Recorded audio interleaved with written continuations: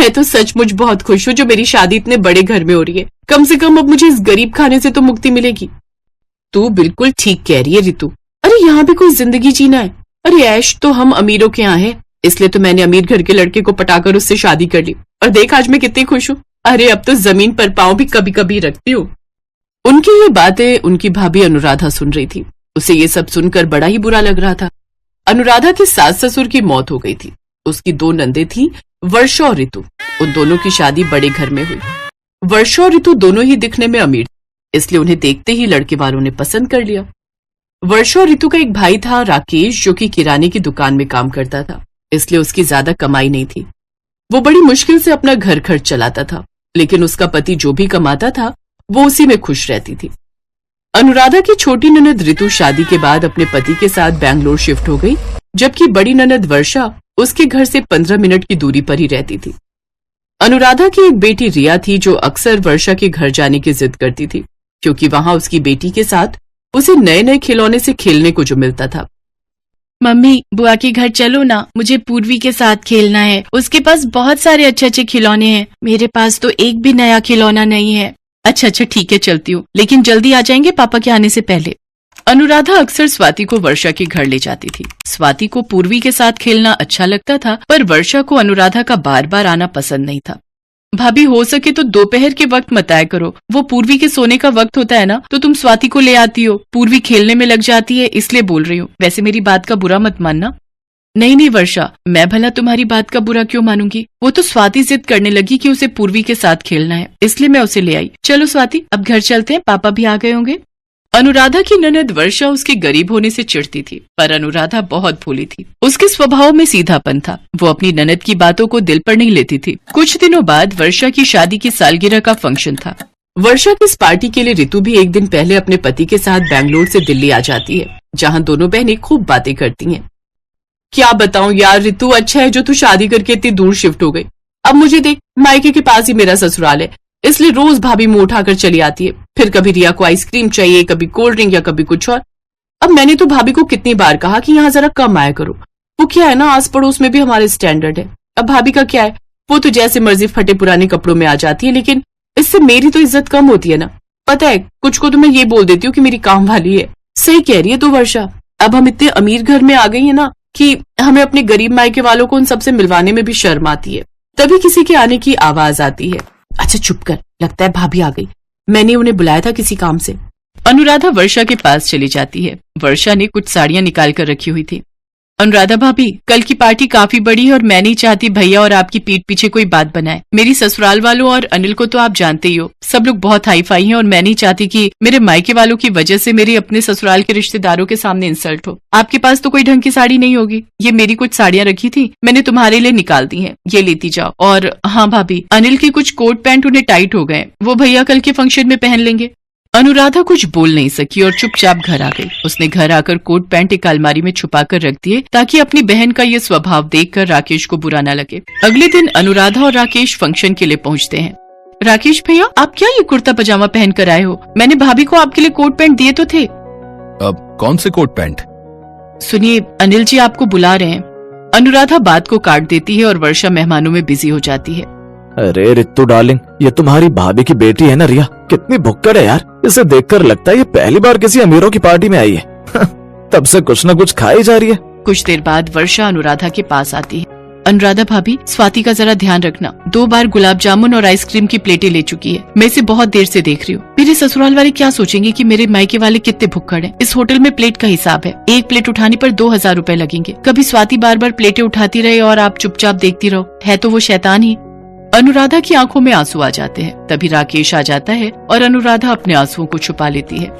क्या हुआ अनुराधा, वर्षा क्या कह रही थी? वो कुछ नहीं, बस ऐसी कोई सामान था तो वो मुझसे पूछ रही थी। वर्षा अपनी भाभी अनुराधा को नीचा दिखाने में कोई कसर नहीं छोड़ रही थी। अरे वर्षा, ये तो तुम्हारी भाभी अनुराधा है ना? और कैसा चल रहा है तुम्हारे भैया का काम?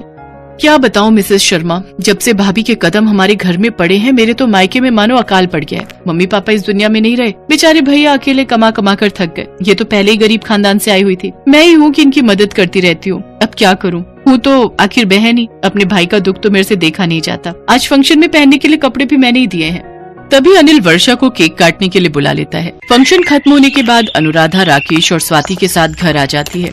उधर रितु भी वापस बेंगलुरु चली जाती है।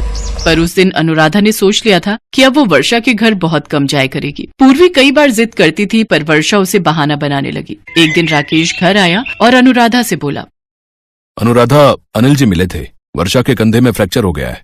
वो बाथरूम में फिसल गई थी। क्या? वर्षा बाथरूम में गिर गई? कब हुआ? कैसे? पूरी बात अनिल जी फोन पर बता नहीं सके।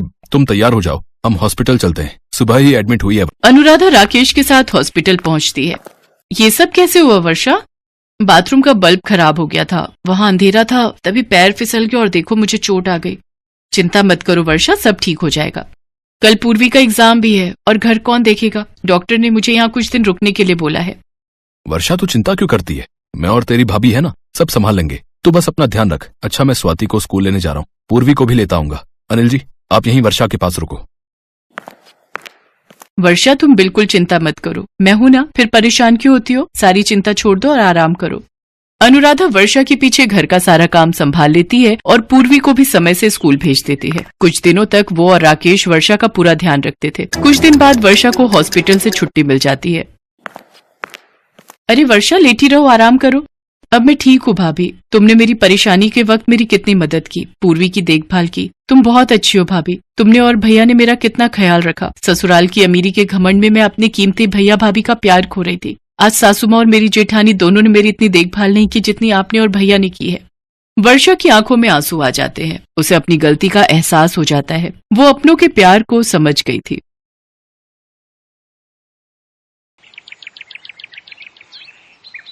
अरे भाभी, ये क्या पहना हुआ है आपने? कहीं जाने की तैयारी है क्या? हाँ दीदी, वो मेरी कजिन की शादी है तो अपने मायके जा रही हूँ। तो इतना डीप नेक ड्रेस पहनकर जाने की क्या जरूरत है? अच्छे घर की बहुएं क्या ऐसे कपड़े पहनकर जाती हैं? अपनी काली ननद की बात सुनकर अंजलि कपड़े बदल लेती है और साड़ी पहनकर आ जाती है। दरअसल सलोनी काले रंग की थी, जिस वजह से उसे अपनी गोरी भाभी से हमेशा चिढ़ रहती थी और उसे हमेशा बुरा भला कहती रहती। हाँ, अब ठीक है। अच्छा रुको जरा, दिखाओ तो भाभी कितने पैसे डाले हैं आपने शगुन में। ये कहकर सलोनी अपनी भाभी के हाथ से शगुन का लिफाफा छीन लेती है। हे भगवान, 1100 रुपए! अरे मेरा भाई क्या पेट से तोड़कर लाता है ये पैसे? 500 रुपए बहुत हैं। और वैसे बुरा मत मानिएगा, लेकिन ये कैसे संस्कार है आपके मायके वालों के भाभी? सिर्फ अपनी बेटी को ही बुलाया है, उसके ससुराल में और लोग भी तो रहते हैं। दीदी, माँ जी से बात हुई थी मम्मी जी की, तो माँ जी ने कहा था कि आप सब कल आएंगे। हाँ, आपकी माँ ने भी तो कौन सा प्यार से इनवाइट किया होगा, वो तो बस फॉर्मेलिटी ही कर रही होंगी, तभी माँ ने कहा होगा। अंजलि बेचारी चुपचाप अपने मायके चली जाती है। अगले दिन काली ननद सलोनी अपने माँ और भाई के साथ शादी में पहुँच जाती है और एक बार फिर उसकी चपड़ चपड़ वहाँ भी शुरू हो जाती है। हे राम भाभी, ये कैसा मेकअप किया आपने? एकदम ज़ॉम्बी लग रही हो आप। सफेद पुताई, थोपा हुआ चेहरा, आंखें लाल और नकली पलके लगाकर ना जाने कैसा हुलिया बना लिया आपने। आपको पता है, मम्मी भी आते हुए यही कह रही थी कि बहू ने पार्लर में पूरे 5000 रुपए खर्च कर लिए होंगे और फिर भी लग रही होगी एकदम बेकार। अपनी ननद की बात सुनकर अंजलि के चेहरे का सारा रंग उतर जाता है और वो शादी भी एंजॉय नहीं कर पाती। अपनी भाभी के चेहरे की खुशी गायब देख सलोनी को बड़ा ही सुकून मिल रहा था। फिर 3 दिन बाद अंजलि मायके से वापस आई तो लो आ गई। पूछो तो मजर आखिर क्या दिया इसके मायके वालों ने? जरूर कोई सस्ती सी साड़ी या सूट पकड़ा दिया होगा। हाँ, कुछ नहीं दिया इसके माँ बाप ने, खाली हाथ ही भेज दिया ऐसे। गुस्से में अंजलि अपने कमरे में चली जाती है। पीछे से अर्जुन भी वहाँ आ जाता है। अर्जुन, मुझे तुमसे ये उम्मीद नहीं थी। अरे तंग आ गई हूँ मैं सलोनी की चबड़ चबड़ सुनकर। इतने ताने तो मेरी सास भी मुझे नहीं देती। अंजलि, तुम अभी तक उसे समझ नहीं पाई हो। उसे तुम्हें सताने में बड़ा मजा आता है। तुम उसकी बातों पर रिएक्ट करना ही बंद कर दो और बल्कि उसी की भाषा में बोलना शुरू कर दो। फिर देखो कैसे वो 4 दिन में ना सुधर जाए। अर्जुन की सारी बात अंजलि को समझ आ गई थी। फिर अगली सुबह, अरे सलोनी दीदी उठो और ये चाय पियो और बताओ कि इसमें चीनी ठीक है, पत्ती ज्यादा तो नहीं डल गई और दूध सही मात्रा में है ना? अच्छा आपको पता है सुबह से मेरी माँ का 4 बार फोन आ गया। अब उन्हें इतनी भी समझ नहीं है कि शादीशुदा बेटी को बार बार फोन नहीं किया जाता। ओफो भाभी, क्या हुआ? क्यों सुबह सुबह दिमाग खराब कर रही हो? मुझे सोने दो। वो क्या है ना, आज आपने अभी तक टोका टाकी नहीं की तो बड़ा खाली खाली सा लग रहा है। भाभी कैसी घटिया सी साड़ी पहनी है, आपके मायके वालों की दी हुई है क्या? और अभी तक खाना नहीं बना क्या? लगता है आज तो खाना खाने हमें लंगर में ही जाना होगा। अरे वाह, लंगर का खाना? दीदी फिर रुको, मैं अभी तैयार होकर आती हूँ। दोनों साथ में चलेंगे और आप अपना ATM भी ले चलना। वो क्या है ना, आज आप मुझे अपने पैसों से शॉपिंग करवा दीजिए, वो भी ब्रांडेड कपड़ों की, ठीक है? हैं? ये इसे क्या हो गया? लगता है मेरा डर खत्म होता जा रहा है इसमें। अभी बताती हूँ इसे। भाभी ये क्या है? आपने ये चुटकी सा सिंदूर क्यों लगाया है? जरा ज्यादा लगा लेती तो प्रलय आ जाती क्या? हाँ? उसकी बात सुनकर अंजलि कमरे में जाती है और नाक से लेकर पीछे मांग तक सिंदूर भर लेती है। अब ठीक है दीदी? ये देख सलोनी अपना माथा पीट लेती है। अब इसी तरह अंजलि ने उसकी हर बात का तोड़ करना सीख लिया, जिससे परेशान होकर कुछ ही दिनों में काली ननद सीधे रास्ते पर आ गई और उसकी चबड़ चबड़ बंद हो गई, जिससे घर में कलेश बंद हो गए और सब खुशी खुशी रहने लगे। हेलो दोस्तों, कैसे हैं आप सब? हमारी कहानियां देखने के लिए हमारे चैनल को सब्सक्राइब कीजिए और हाँ, बेल आइकॉन पर क्लिक करना मत भूलिएगा।